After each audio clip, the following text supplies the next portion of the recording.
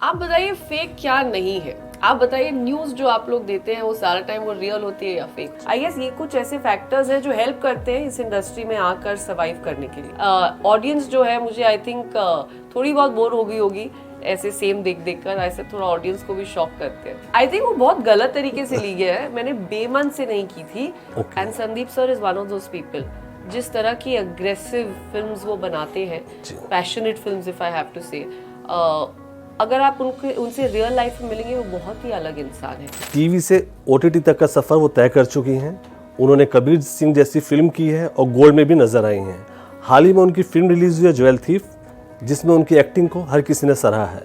हमारे साथ है निकिता दत्ता। निकिता, एनडीटीवी में आपका स्वागत है। Thank you very much. सबसे पहला सवाल मेरा यही है कि आर्मी बैकग्राउंड या आर्मी फैमिली में ऐसा क्या होता है कि बेटियां हीरोइन बन जाती हैं? ऐसा किसने कहा है आपको? देखिए आप पूरा बैकग्राउंड अभी देखिए, अब प्रियंका चोपड़ा हमारे सामने है, अनुष्का शर्मा हमारे सामने है, और अब आप तो हैं ही जी।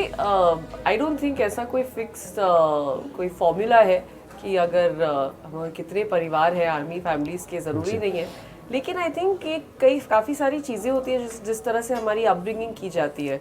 अगर उसमें से कुछ चीज़ें मैं कहूँ तो एक बहुत ही एक डिसिप्लिन माहौल होता है हम सबका, जिस तरह हम लोग बड़े होते हैं। दूसरा, क्योंकि हमारे जो फादर्स होते हैं वो एक जगह से दूसरी जगह पोस्टिंग उनकी बहुत ज़्यादा होती है, तो एक तरह से आप हर टाइम एक नए शहर में जाकर एडजस्ट करने की जो एक आदत होती है ना, वो हमें बचपन से होती है कि आप अपने बॉक्सेस पैक करें और अभी 2 साल हो गए आप कहीं और जा रहे हैं। एंड तीसरा, आप ऑटोमेटिकली बचपन से बहुत इंडिपेंडेंट ग्रो होते हैं, क्योंकि कई बार ऐसे होता है कि हमारे जो फादर्स है वो लंबी लंबी पोस्टिंग के लिए जाते हैं। हमने इतनी फाइट्स तो नहीं देखी है, वॉर तो नहीं देखी है जहाँ पर वो वॉर पर गए हों, लेकिन ऐसा होता है कई बार वो शिप पर सेलिंग पर गए हैं तो बहुत टाइम तक आपके साथ नहीं है, तो ऑटोमेटिकली आप थोड़े बचपन से इंडिपेंडेंट ग्रो होते हैं। आई गेस ये कुछ ऐसे फैक्टर्स हैं जो हेल्प करते हैं इस इंडस्ट्री में आकर सर्वाइव करने के लिए। कौन सा शहर आपका पसंदीदा है? जो पापा की पोस्टिंग होती थी वहाँ जाते थे, कौन सा शहर सबसे ज़्यादा आपकी यादों में ताज़ा है अभी तक? जी, आई थिंक सबसे ज़्यादा जो मैं बहुत अपने जो चाइल्डहुड के साथ उसको जोड़ती हूँ, वो है एक शहर जिसका नाम है विशाखापट्टनम। उसको वाइजैक कहते हैं शॉर्ट में। मैंने अपने स्कूल के सबसे जो कह सकती हूँ खूबसूरत साल है वो वहाँ पर बिताए हैं अपने बड़े होने के। लेकिन एक बहुत दिलचस्प चीज़ है, क्या होता था कि जिस शहर में हम जाते थे, आप वहाँ के लोकल लोगों से भी जब इंटरेक्ट करते हैं, और हमारे जो स्कूल के टीचर्स होते थे वो तो हमेशा वहीं के लोकल लोग ही होते थे, तो बचपन से मेरा जो एक एक्सेंट था ना वो हमेशा चेंज होता रहता था, और वो हमेशा एक मिक्स तरह का एक्सेंट निकल के आ गया है आज भी अगर मैं सोचूं तो क्योंकि मैंने विशाखापट्टनम में काफ़ी समय बिताया। मैं हूँ पंजाबी, लेकिन एक हल्का तेलुगु टच था मेरे बोलने में। उसके बाद जब मेरे पिताजी की पोस्टिंग दिल्ली हुई थी तब एक हल्का सा एक दिल्ली का भी टच आ गया था, और उसके बाद मैंने सबसे ज़्यादा समय अपना मुंबई में बिताया, तो फिर वहाँ का भी थोड़ा मैंने ले लिया। तो जब भी कोई मेरे से बात करता है उनको कभी समझ नहीं आता कि आप मुंबई के हैं, आप दिल्ली के हैं, आप पंजाबी हैं, कुछ हमें पता नहीं चल रहा है। आई ऑलवेज से कि मैं भी एक खिचड़ी हूँ, मुझे खुद नहीं मालूम। जी, ज्वेल थीफ की बात करें तो आपने एक अलग किस्म का रोल किया है, अभी तक पहले ऐसे इस तरह के रोल में आप नजर नहीं आई थी, तो ये फिल्म कैसे ऑफर हुई और उस रोल में किस तरह की मेहनत करनी पड़ी आपको? जी, फिल्म तो बहुत ही एक मतलब मेरे को कास्टिंग डायरेक्टर का फ़ोन आया था कि ऐसी एक फिल्म बन रही है, आप आके मिलिए हमारे डायरेक्टर और प्रोड्यूसर से। मैं जाकर मिली उनसे और उन्होंने बोला कि हमें आप लग रहे हैं ठीक इस रोल के लिए। तो आई थिंक मेरे लिए सबसे जो इस फिल्म की खास बात ये थी कि आज तक कभी, जैसे कि आपने कहा, ऑडियंस ने मेरे को इस तरह से नहीं देखा है। एंड दूसरा कि एक हमारे लिए बहुत एक मिस एडवांटेज होता है कि आप जिन लोगों के साथ काम कर रहे हैं वो बहुत ही एक्सपीरियंस, बहुत ही नोन लोग हैं। उनकी हिस्ट्री है कि उन्होंने बहुत बेहतरीन काम किया है इंडस्ट्री में, तो इसीलिए I think that was another great incentive. जिस तरह के हमारे प्रोड्यूसर है सिद्धार्थ आनंद, उनकी लास्ट जो आप 2-3 फिल्में देखें, I think biggest films of Bollywood, जो सैफ अली खान है, जो जयदीप है, वो अपनी एक्टिंग के लिए जाने जाते हैं और इतने सालों से काम कर रहे हैं। तो आई गेस मेरे लिए ये सब चीज़ें भी बहुत अट्रैक्टिव थी कि मेरे को एक ऐसे सेटअप में काम करने का मौका मिल रहा है जहाँ से मुझे बहुत कुछ सीखने का मौका मिलेगा। ऊपर से ऑडियंस जो है, मुझे आई थिंक थोड़ी बहुत बोर हो गई होगी ऐसे सेम देख देख कर। ऐसे थोड़ा ऑडियंस को भी शॉक करते हैं। जी। तो सैफ और जयदीप के साथ कोई मज़ेदार वाकया, क्योंकि बहुत ही मजे हुए एक्टर हैं वो लोग जी। और काफ़ी काम को लेकर काफ़ी सीरियस भी रहते हैं दोनों। दोनों अपने अपने वे में बहुत सीरियस है काम को लेकर। दोनों का एक, जैसे कहते हैं कि हर एक्टर का एक अलग प्रोसेस होता है, उसी तरह दोनों का अपना अपना प्रोसेस है। सैफ जो है वो एक्चुअली फिल्म शुरू होने से पहले बहुत मेहनत करते हैं, जहाँ पर वो एक एक लाइन पर बैठेंगे, बहुत सारी रीडिंग्स पे रीडिंग्स करेंगे, और जब शूटिंग के दौरान वो बहुत मस्ती के मूड में रहते हैं, क्योंकि उन्होंने अपना होमवर्क और प्रेप वर्क इतने अच्छे से किया होता है। तो उनके साथ बस ये होता है कि अनप्रिडिक्टेबिलिटी बहुत रहती है कि कब वो कौन सा जोक क्रैक कर देंगे, सीन से पहले, सीन के बाद। और उनकी एक बहुत जो खास बात मैं हमेशा बोलती हूँ, आई ऑलवेज से, कि बहुत गट्स लगते हैं इस चीज़ की क्वालिटी होने की, कि आप अपने ऊपर जोक्स क्रैक करें। वो बहुत ज़्यादा जोक्स अपने ऊपर क्रैक करते हैं, I feel like that's a very very good quality. Jaideep की अगर मैं बात करूं तो वो बहुत काम रहते हैं सेट पर। ऐसा नहीं है कि उन्होंने होमवर्क नहीं किया होता है, इनफैक्ट मैंने उनको देखा है, वो अपने ही तरीके से एक एक सीन को कई बार कर रहे होते हैं। लेकिन एट द सेम टाइम अगर आपने उनका किरदार देखा है फिल्म में, बहुत अग्रेसिव किरदार है। उसको अगर मैं इमेजिन करूं और फिर सोचूं कि वो सेट पर बीच पर कैसे थे, इतने काम रहते थे, लगता ही नहीं था कि ये इंसान है जो अभी कैमरा के सामने आकर ऐसे एक्टिंग करेगा। तो और दूसरी उनकी जो बहुत इंटरेस्टिंग चीज़ है, अगर आप कैमरा के पीछे खड़े होकर उनको बस ऑब्जर्व कर रहे हो, तो हमेशा वो कुछ ना कुछ अलग करते हैं जो शायद स्क्रिप्ट में नहीं लिखा है, जो डायलॉग नहीं है, लेकिन वो कुछ अपने इमोशंस के साथ, अपने एक्शंस के साथ कुछ ना कुछ ऐसे एक सरप्राइज एलिमेंट हर सीन में डालते हैं। आई डोंट नो इंटेंशनली करते हैं, ऑर्गेनिकली आता है, but that's something very nice to watch. अगर आप कैमरा के सामने पीछे खड़े हैं एंड आपको पता है कि कुछ नहीं हो रहा है, लेकिन सडनली ही डज समथिंग। जी। अगर हम अभी फिल्मों की बात करें तो कुछ रोमांटिक सीन होते हैं, हम लोगों को करने पड़ते हैं, स्क्रीन पर डिमांड होती है उसकी, तो कितना अनकंफर्टेबल रहता है, कितना टेंशन रहती है इस तरह के सीन्स करते हैं, क्योंकि कैमराज होते हैं, लोग होते हैं, तो किस तरह का मनस्थिति क्या होती है आपके उस समय? जी, यू नो, लगता है ऐसे कि टेंशन रहती है या फिर बहुत कोई अजीब चीज़ होने वाली है। ऑनेस्टली स्पीकिंग, बहुत बहुत जो मायने रखता है कि आपका जो क्रू है आपके आसपास, आपके जो डायरेक्टर हैं, जो लोग इन सबको कंट्रोल कर रहे हैं, उनका एटीट्यूड इस चीज़ को लेकर कैसा है, वो बहुत ज़रूरी है। क्योंकि अगर वो इस चीज़ को लेकर कॉन्शियस होंगे, इस चीज़ को लेकर सेंसिटिव होंगे, ऑटोमेटिकली आपके लिए बहुत स्मूथ हो जाता है। तो आई थिंक टचवुड, आज तक अगर मैंने कोई भी ऐसा इंटीमेट सीन किया है कैमरा के सामने, आई बीन वेरी लकी कि हर डायरेक्टर ने बहुत केयरफुली इस चीज़ को हैंडल किया है। दूसरी बात होता है आपके को एक्टर के साथ आपकी एक इक्वेशन होती है, एक बहुत ही रिस्पेक्टफुल वे होता है अगर आप किसी के साथ कुछ ऐसा कर रहे हैं। And I guess again I been very lucky, अगर मैं इसी फिल्म की बात करूँ, both Saif and Jaideep in their own ways they been very very respectful before and after action and cut, and I think these things matter. तो अगर ये सब चीज़ें आपके सिंक में हैं तो बिल्कुल प्रेशर नहीं पड़ता है। देखिए, क्या वजह रही कि हमने आपको स्क्रीन सिनेमा घरों में ना देख के OTT पर देखा? जी, वजह तो कोई नहीं है। I mean I would also love to be on the big screen. मेरे ख्याल से जूल थीफ तो एक बिग स्क्रीन की फिल्म है मेरे दिमाग में। लेकिन ये ज़रूर है कि मतलब आप जो सोचते हो कभी ऐसा होता नहीं है। तो अगर मैं कहूँ तो मैंने कभी ना तो सोचा था कि मैं बिग स्क्रीन पर आऊँगी, उसके बाद जब मैंने सोचा कि मैं बिग स्क्रीन पर आऊँगी, तब मैंने ये नहीं सोचा था कि उससे पहले मैं TV में आऊँगी। लेकिन ये सब वो चीज़ें हैं जो आई गेस लाइफ आपकी तरफ जब लेकर आती है, आप उसको अपॉर्चुनिटीज की तरह देखकर यू जस्ट ग्रैब इट। तो आई थिंक मैंने भी आज तक वही किया है। तो अगर बिग स्क्रीन की बात करें तो मेरे को आज भी है कि I keep coming only on big screen, people only go to the theatres to watch me. लेकिन I guess it's about taking जो भी बेस्ट आपको मिल रहा है। एंड इस अगर आप माहौल में देखिए तो जो मेरी लास्ट 2 प्रोजेक्ट्स रहे हैं, that's the best I could. जी। अगर हम बात करें कबीर सिंह की, तो कहीं आपने कहा था कि आपका बहुत बेमन से वो फिल्म की थी। आई थिंक वो बहुत गलत तरीके से ली गया है। मैंने बेमन से नहीं की थी, मैंने ये कहा था कि उस फिल्म में मेरी प्रेप उतनी नहीं लगी थी जितनी मैंने किसी और शायद फिल्म में गोल्ड के लिए आपने काफी मेहनत की थी। वो एक पीरियड कैरेक्टर था, उसमें एक डायलेक्ट था, जो कबीर सिंह में अगर आप देखें तो मैं एक एक्ट्रेस प्ले कर रही हूँ, तो that's a regular thing for me. But I guess ये एक जहाँ क्रेडिट जाना चाहिए वो हमारे डायरेक्टर को जाना चाहिए, जो उनकी विजन होती है, जिस तरह से वो देखते हैं। हम एज एक्टर्स अपना काम करते हैं कैमरा के सामने आके, but at the end of it हर चीज़ को एक साथ ज्वाइन करना, क्योंकि इतने सारे डिपार्टमेंट्स होते हैं, सबको कनेक्ट करके जो एट द एंड रिजल्ट जो निकलता है वो पूरी डायरेक्टर की विजन होती है। सो अगर कोई भी मुझे प्रेस करता है कबीर सिंह के लिए, मैं हमेशा बोलती हूँ credit goes to Sandeep sir, because of course जो मेरी कैरेक्टर को लेकर मेहनत होती है वो शायद उसमें नहीं गई है। ये बेमन से तो बिल्कुल नहीं किया है, बहुत खुशी खुशी किया है मैंने वो। जी जी।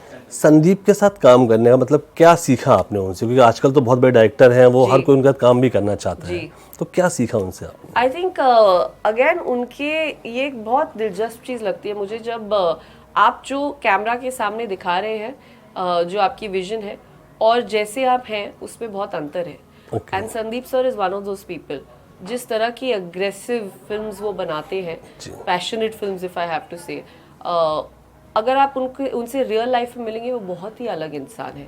मैंने आज तक कभी सेट पे उनको चिल्लाते हुए नहीं देखा, मैंने कभी सेट पे उनको एकदम ऐसे अग्रेसिवली नहीं देखा है।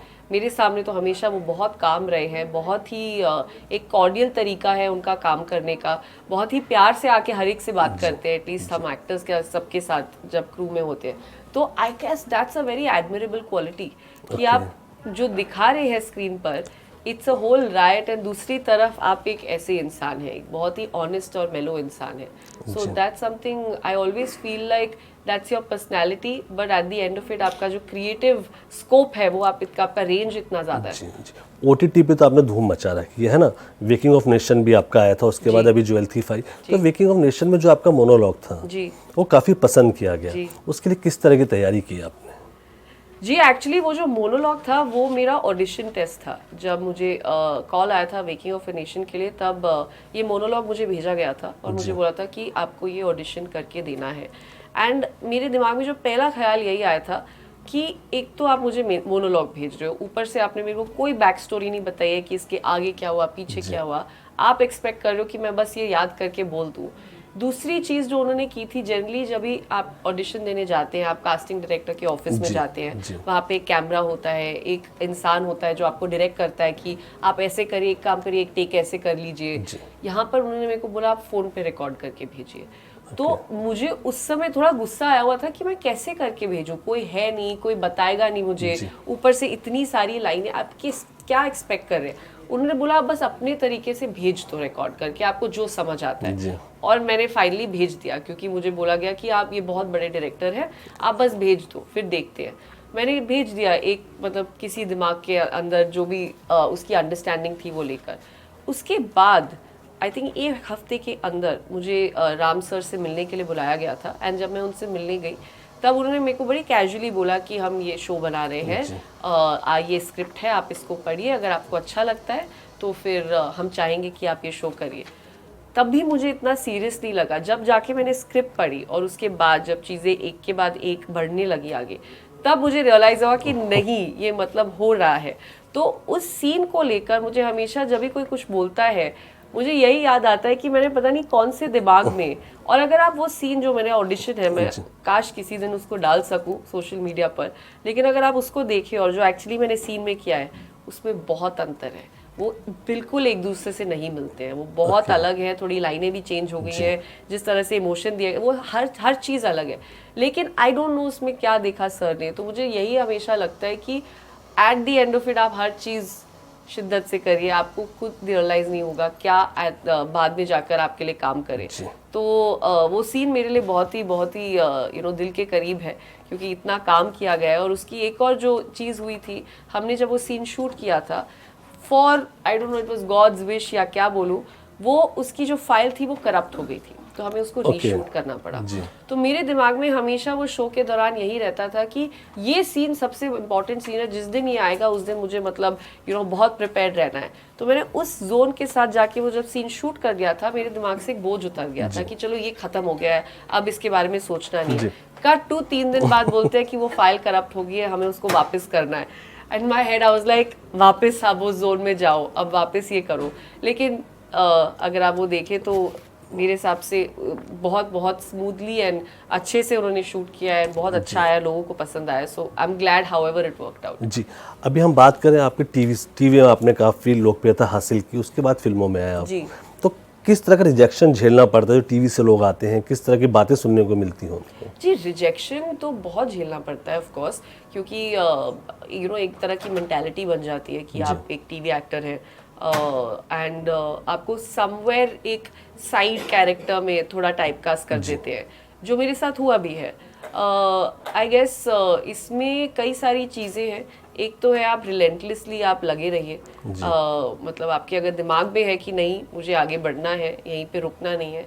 दूसरा होता है कि आप कई सारे कॉन्शियस डिसीजंस लेते हैं ना बोलने के। तो मेरे लिए सबसे बड़ी बैटल ये थी कि टेलीविजन के बाद जब 3 शोज कर लिए थे, जब एक्चुअली आपका अच्छा टाइम शुरू होता है, जहाँ पे आपको पैसे भी ज़्यादा मिल रहे हैं, काम भी अच्छा मिल रहा है, बड़े प्रोडक्शन हाउस भी टीवी वाले आपको फ़ोन कर रहे हैं, मेरे को वहाँ पर ना बोलने के लिए बहुत अंदर से कभी कभी ख़राब लगता था, क्योंकि मैं सोचती थी कि मैं यहाँ पर रहकर अच्छे पैसे बना सकती हूँ, अच्छा और काम कर सकती हूँ, लेकिन नहीं, मुझे eight the end of it फिल्में करनी है। तो that was a huge task. And तीसरा, ओटीटी ने बहुत बहुत हेल्प की है इस चीज़ में, क्योंकि आई फील एक स्मूथलेस ट्रांजिशन जो होता है from films to television to OTT, अगर आप देखें तो अभी बहुत सारे एक्टर्स आपको तीनों मीडियम में दिखाई देंगे। सो उस वजह से आई गेस थोड़ा ईजी हो गया है आपको ये ट्रांजिशन करना। तो ये बताइए, अभी देखिए काफ़ी बैन वैन की बातें चल रही है, पाकिस्तान एक्ट्रेस को बैन किया जाए, ये चीज़, तो क्या आपका क्या रवैया है, मतलब आपकी क्या नज़रिया है इसको लेके आपका? जी, जो आई मीन अगर आप देखें तो बैन से कुछ हो नहीं जाएगा, लेकिन एक इमोशन होता है एज इंडियंस। अगर मैं अपने आप को सिर्फ एक इंडियन की नज़रों से देखूं तो it's a very hurtful incident, it's a very agitating incident, मतलब बहुत गुस्सा आता है ये जो भी हुआ है पहलगाम में। तो उसको नज़र में रखते हुए आई फील एक सेंटिमेंट होता है, जहाँ पर as Indians we also don't want to support anything else. तो अगर उस नज़रिए से देखें तो I guess at the moment I don't want to listen to और वॉच एनी पाकिस्तानी आर्टिस्ट। जी, अब देखिए, अभी अगर 1-2 दिन में देखें तो बहुत ऐसे डायलॉग आए हैं बॉलीवुड को लेके, बॉलीवुड चोर है, बॉलीवुड फेक है, कई एक्टर्स ने ऐसे बोला है। तो आपका बॉलीवुड के साथ क्या एक्सपीरियंस रहा है अभी तक? आप बताइए फेक क्या नहीं है, आप बताइए न्यूज़ जो आप लोग देते हैं वो सारा टाइम वो रियल होती है या फेक? नहीं, रियल होती है पक्का। कई चीज़ें तो ऐसी भी होती है। तो देखिए, फेक और रियल तो हर जगह होता है, ओके। यहाँ पर भी अगर हम इंडस्ट्री की बात करें तो यहाँ पे भी बहुत लोग फेक हैं, बहुत लोग रियल हैं। आप जिन लोगों के साथ काम करते हैं, जब उनसे मिलते हैं, कुछ ऐसे होते हैं जो जेन्युइन होते हैं, कुछ ऐसे होते हैं जो नहीं होते हैं, आप समझ जाते हैं। तो ये एक बॉलीवुड इंडस्ट्री के सीमित नहीं है, this is true for every place. And जहाँ तक कंटेंट चोरी करने की बात है, आई थिंक आजकल के ज़माने में आप इतनी आसानी से कुछ चोरी करके डाल नहीं सकते हैं। It's a lot about inspiration. हम कई बार इंस्पिरेशन और चोरी में फ़र्क भूल जाते हैं। हम आज तक जो भी कर रहे हैं वो पहले के आर्टिस्ट, एक्टर्स, क्रिएटर्स सबसे इंस्पायर्ड है। और सिर्फ हम नहीं, अगर आप वर्ल्ड वाइड देखें तो कोई ना कोई बैठकर किसी ना किसी से इंस्पिरेशन ज़रूर ले रहा होता है। So there is no harm in this. उसी से तो हम आगे बढ़ते हैं, उसी से तो हम ग्रोथ होती है हमारी, उसी से इन्वेंशन, डिस्कवरी सब होती है, क्योंकि जो आपके पास अवेलेबल है आप उससे सीखते हैं। So there is nothing wrong in taking inspiration and moving on. So and दूसरी चीज़ है कि खामियां हर जगह होती है। अगर आप इतने नेगेटिव रहेंगे हर चीज़ को लेकर, I don't think it's the right thing to do. I mean ऐसा नहीं है कि मैंने बहुत गलत चीज़ें नहीं फेस की हैं, ऑफकोर्स रिजेक्शंस और रॉन्ग बेसिस फेस किया है, मैंने भी ऐसे बहुत चीज़ें फेस की हैं। But for me this medium, my acting, my camera, all of that is very secret to me. तो यहाँ पर I think I feel like I choose to ignore all of this and look at the good things and the good people. And बहुत अच्छे लोग हैं यहाँ पे, बहुत ऐसे अच्छे नेपो लोग भी हैं जिनको हम अननेसेसरली बदनाम करते हैं, और ऑनेस्टली बहुत बुरे नॉन नेपो लोग भी हैं, ऑफकोर्स हम टाइप पास कर देते हैं। तो दुनिया जो है it's a mix of everybody. आप किसकी तरफ जा रहे हैं, आप किसके साथ काम कर रहे हैं, आप क्या सीख रहे हैं, क्या नहीं सीख रहे हैं, it's all as you an individual. जी, हम बात करें आपकी फर्स्ट सैलरी की, तो हमने सुना कि आपने 500 रुपये कमाए थे पहली बार, तो क्या किया था उसका आपने? जी, एक्चुअली मुझे कैमरा में बोलना नहीं चाहिए, it's a very wrong inspiration to give all the kids out there. मैं हॉस्टल में पढ़ती थी, मेरा फर्स्ट ईयर कॉलेज था, एक एड कंपनी में मैंने इंटर्नशिप की थी। आई थिंक तब मुझे ये भी रियलाइज़ हो गया था कि मैं एक डेस्क जॉब के लिए बिल्कुल नहीं बनी हूँ, क्योंकि I used to be very miserable. मुझे हमेशा लगता था कि हाँ कब 6 बजेंगे, कब मैं यहाँ से जा सकती हूँ, बिल्कुल मेरा ध्यान नहीं लगता था। लेकिन 1 महीने बाद जब मुझे वो 5,000 का चेक मिला, तब मैं अपने पेरेंट्स को बिना बताए गोवा ट्रिप पे चली गई थी, which I regret till date. Of course now my mother and my father know about it. लेकिन जी उस टाइम आई थिंक जब हम कॉलेज स्कूल में होते हैं तब ज़्यादा डीप नहीं सोच सकते। हमने सुना 2014 के T20 वर्ल्ड कप में भी शायद आपने एंकरिंग की थी, जी है ना? जी। तो कौन सा क्रिकेटर था या कोई ऐसा वाकया जो आपको सबसे पसंद आया हो उस समय? जी एक्चुअली तब मेरा इंटरेक्शन जो था वो क्रिकेटर्स से ज़्यादा जितने कमेंटेटर्स होते हैं उनके साथ ज़्यादा रहा है। जी। क्रिकेटर्स के साथ ऑफ कोर्स इतना नहीं रहा, बहुत कम सेगमेंट्स होते थे, लेकिन जो थोड़े थोड़े थे अगर मेरे को कुछ कुछ याद है, आई डू रिमेम्बर जब क्रिस गेल सामने से चल के आए थे मैं बहुत इंटिमिडेट हो गई थी क्योंकि उनकी हाइट और पर्सनैलिटी बहुत ज़्यादा है। तो उन्होंने आके मुझसे कुछ पूछा था एंड मैं सिर्फ ऐसे देख रही थी उनकी तरफ। Of course I was also much more tinier that time. तो एक ये चीज़ है। दूसरा आई रिमेम्बर जब कमेंटेटर बॉक्स में सिद्धू सर और वासीम सर होते थे तो उनका जो बैंटर होता था एक दूसरे के साथ बहुत इंटरेस्टिंग होता था। कई बार मेरे को लगता था कि मुझे बस बैठ के सुनना है कि एक दूसरे से क्या बातें कर रहे हैं।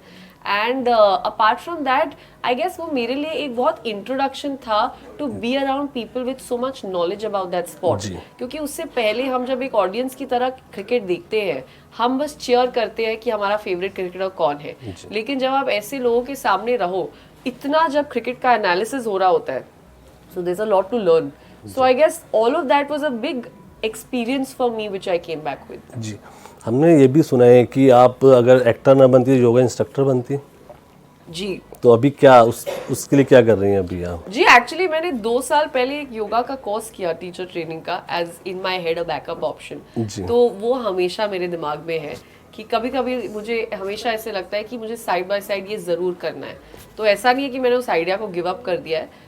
इट्स जस्ट जब समय मिलता है तो मैं उसको ज़्यादा टाइम डेडिकेट कर पाती हूँ, जब समय नहीं मिलता है तो फिर वहाँ से थोड़ा ध्यान हट जाता है। तो साउथ की इतनी बड़ी बड़ी फिल्में आ रही है तो हम आपको कब देखेंगे साउथ में? आई डोंट नो, अभी जब भी आई थिंक कुछ अच्छा आएगा साउथ की तरफ से। अभी actually to be very honest मेरा अब जाके जो दिलचस्पी है वो साउथ की फिल्मों में बहुत बढ़ गई है। उससे पहले आई बी ऑनेस्ट नहीं थी इतनी।